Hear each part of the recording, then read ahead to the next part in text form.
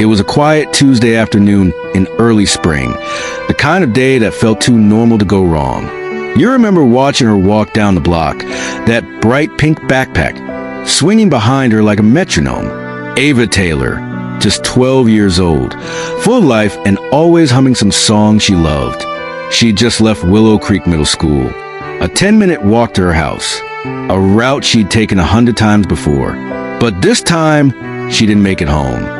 What happened next would haunt a community, baffle investigators, and leave a family teetering on the edge of despair. At exactly 3:07 p.m., Ava was seen by a local shopkeeper, Mrs. Estelle Harper. Ava had waved at her through the window like she always did. Same smile, same Ava, Estelle would later say. But by 3:16 p.m., just 9 minutes later, Ava was gone. Her phone, found later, powered off on the edge of a storm drain. Her backpack, still missing. Her trail, cold, frighteningly cold. Detectives reviewed hours of security footage from homes and businesses along the street. Most cameras showed nothing unusual. No chase, no abduction, no struggle. And then there was the tape from the corner deli. At 3:11 p.m., Ava walks past. She's alone. Her head is down. Then something strange. She turns suddenly, like someone called her name. And then she walks out of frame and vanishes. She's never seen on camera again. The initial response was fast. By 5 p.m., local police had issued an alert. By 8 p.m., search teams were combing every ditch and alley. Volunteers poured in. Flyers were printed. Drones were launched. Ava's face was everywhere. News stations, social media, digital billboards. And yet, nothing. There were no signs of a struggle. No screams. No witnesses. No suspects. Just silence. Her parents, Daniel and Clara Taylor, refused to sleep. "We know our daughter," Clara told the cameras. "She wouldn't just run away. Someone took her." And that someone was still out there. 5 days into the investigation, a clue finally emerged. A woman named Chelsea Morgan, driving through a wooded back road 8 miles outside town, reported seeing something.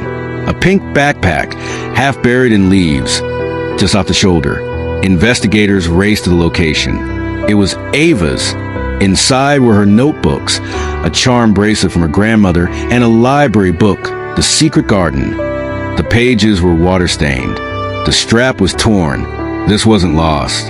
This was dropped or dumped, and that changed everything. The focus shifted to surrounding woods, dark, dense, and largely uninhabited. Bloodhounds were brought in. Searchers pushed into thickets and creeks, scanning for signs. Nothing until day 9.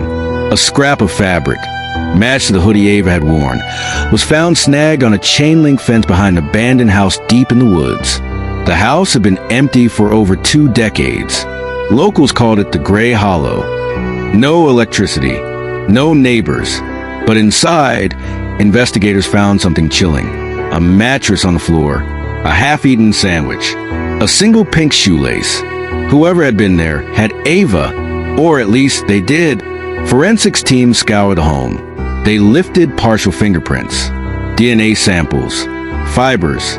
The data was rushed to a lab, prioritized by federal agencies now involved.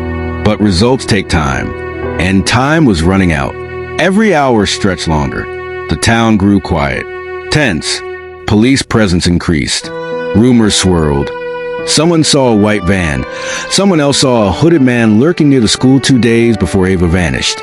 But no lead stuck until day 15. A break. A man named Jerome Lister, 43, with a prior history of attempted abduction in a nearby county, was caught trespassing near the edge of the search zone. He claimed he was hunting squirrels. When questioned, he stammered, got details wrong, couldn't explain why his boots had traces of pink thread. He was arrested. But here's the twist. The DNA in the Gray Hollow house didn't match Jerome, nor did the fingerprints. Jerome had nothing to do with Ava. Another dead end.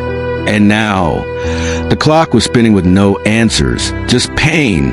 Then, on day 28, a letter arrived at the police station, typed, No return address. I never meant to hurt her. I gave her back. You're looking in the wrong direction. That was it. No name, no location, no other details. What did it mean? Had Ava been released? Did someone pick her up? Or was this a cruel hoax? Police searched every bus terminal, train station, and CCTV network across the state. No sign. But in the middle of the night, on day 30, Clara Taylor's phone rang. It was a blocked number. And on the other end, a voice whispered, "Mom?" Then silence. Call dropped. Untraceable. To this day, Ava Taylor has never been found. The case remains open. No arrests, no convictions. Just a family waiting for answers. And a question that continues to haunt everyone who followed the story. How can a child vanish into thin air in the middle of the day?